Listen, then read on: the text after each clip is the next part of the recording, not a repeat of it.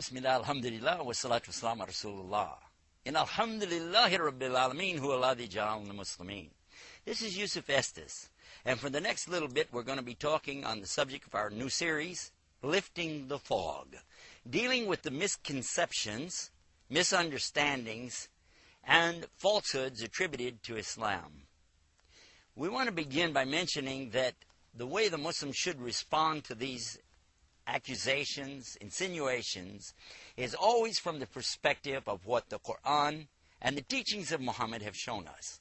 The methodology or the manhaj of Islam dictates for us that we must, as Muslims, always present ourselves and the answers in the best possible light and remove these misconceptions. As a matter of fact, being a person who came to Islam myself, I have to understand that there is a mentality out there that people are afraid of what they don't understand. After all, I've been there myself. In fact, I remember thinking in the old days before coming to Islam, what about these people? What are they? Who are they? Where are they coming from? What's this religion about? So when we see these interrogations coming toward us, interrogatories that are really harsh, that are difficult and insulting, it's important for us to always recall that the Prophet, peace be upon him, experienced this and more, much more than this. So for us, it's not that complicated. It's very simple. We go back to the way that Muhammad, peace and blessing be upon him, dealt with these same things. But for us in the English language, we can do it real simple with these simple tactics. A person comes to you, and I'm going to give you an example. They say, "Oh, are you one of those Muslims? Well, we heard you Muslims have 4 wives. We want to know how come that a man can have 4 wives. Why can't the woman have 4 husbands?" Now, that's a pretty good question. And if you think about it, how would we answer that?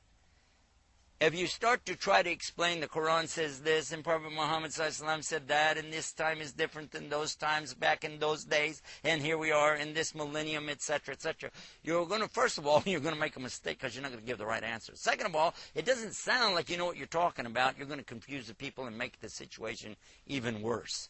You'll be frustrated, and they'll be confused, and that's obviously not what we're after. So what do I say? How do I handle it? Regardless of what the question might be, our response needs to come the same way every time and be consistent.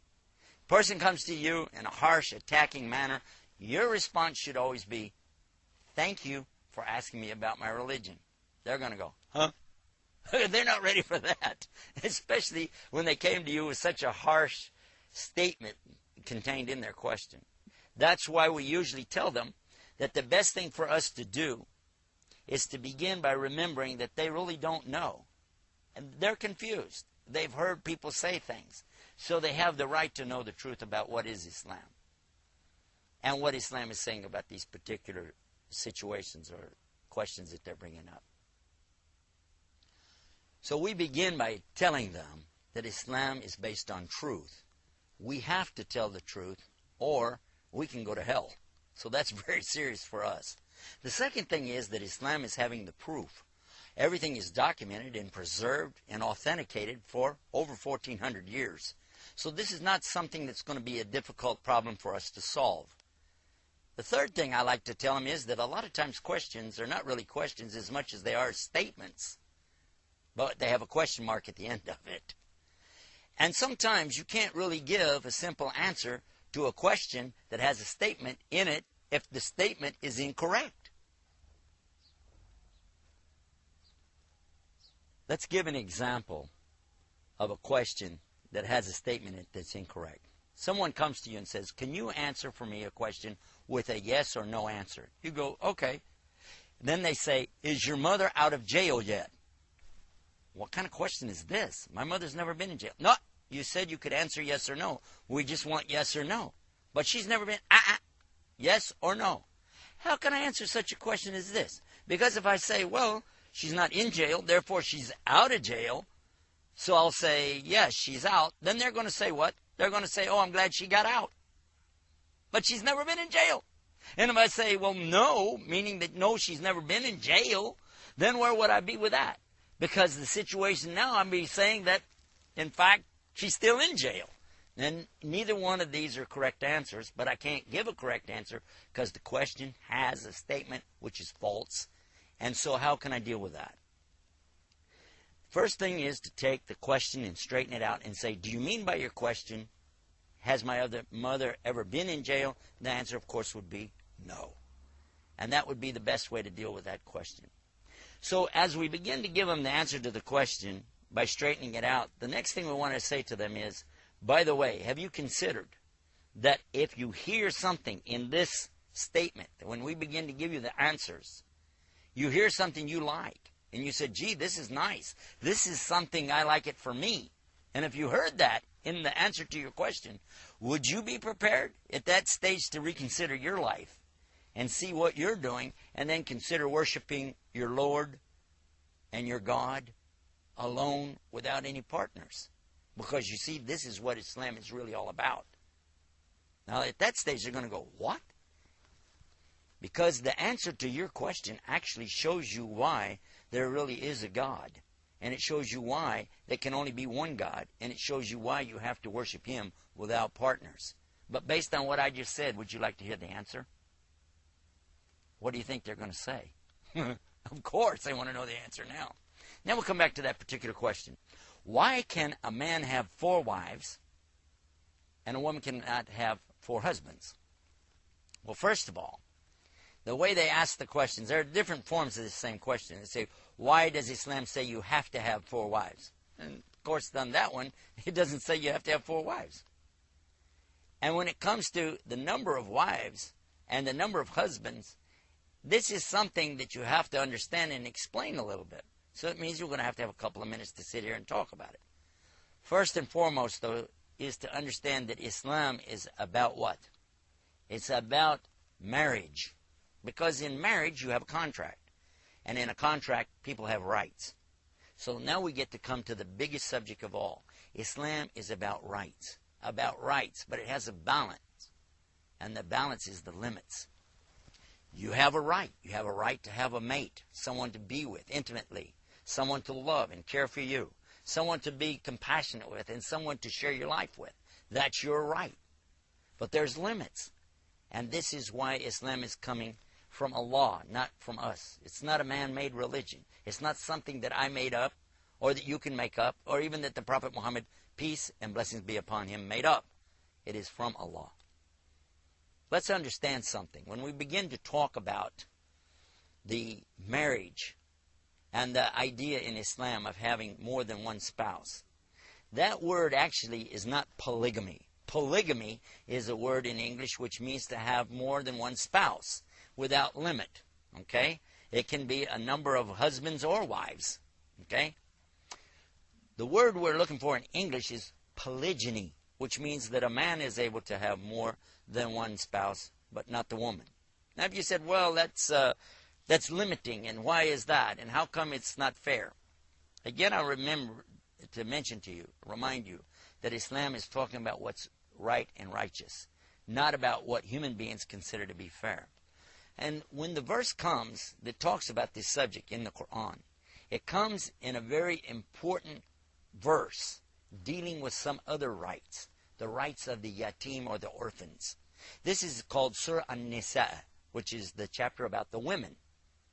It begins by telling us not to do something that was the custom of the time, which was to marry little orphan girls in order to inherit their wealth. So that if a child's parents died, some tribal leader could come along and say, well, I'm going to marry this girl. And she's only 2 years old or 4 years old. I'm going to marry her. I'm going to take her wealth. And I have the right because they treated women worse than animals. And if they married them, they treated them less than their sheep or goats. So women really didn't have rights back then. So when Islam is coming now, it's saying, first of all, the rights of the orphans, the rights of these little children to have their wealth, tells us that we can't take their wealth and mingle it with our own, hoping to increase our own position. So this is something that we begin with, mentioning that. And read the verse to them, because it does start out by saying, and anytime a verse starts with the word and, it's only fair that we should look at the verse before it to see what is the continuum of the ayah or the verse. Okay? because it is dealing with the subject here of how we treat orphans and their wealth. And it's saying for sure that you cannot marry these girls and take their wealth away from them. Rather, you should marry other women of your choice. And then it continues by saying, Ithnin, which is 2, Thalath, which is 3, Arba, which is 4. And it says, if you can treat them with equality, otherwise you can marry only 1. Well, actually there are limits now which are being set forth in this ayah. The limit, first of all, is that you can only marry 2 or 3 or 4, provided that you will treat them with equality. Otherwise, you can only marry 1. The first limit is the number, because prior to Islam coming, there was no limit whatsoever on how many wives you could have. The men of those days had many wives. Some of them had so many they couldn't count them, maybe more wives than they had sheep or goats. So the first thing that happened for the Muslims was not that they ran out and said, oh, wow, we can get a bunch of wives. It was the opposite. They said, oh, dear, we have to divorce wives that we have. The number must be 4 or less, and I can only keep wives that I can treat with equality. Of course, this is talking about financial more so than anything else. You have to treat them in such a way that each has the same type of house, clothing, transportation, food, etc. It's not permissible in Islam to favor one over the other in these areas. So obviously it's going to be very difficult for anybody to have more than one wife. But what is the real limit that we're talking about here? The real limit here is one that's even bigger than that. And when we understand this and present it in the correct way, this then will be what's called the hikmah of Islam, the wisdom in Islam. And it's why so many people really, when they come to understand the answers to these questions, not only do they comply and say, this is nice, thank you very much, many of them will enter into Islam. And we want to break this down and give you the parts to it so that you can understand it better, so that you can deal with these questions yourself. We'll be back after this, and I want you to think about what we said and see how you would have responded to this same question. Why can a man have 4 wives and a woman can only have 1 husband? We'll be back after this, and then we'll discuss it more.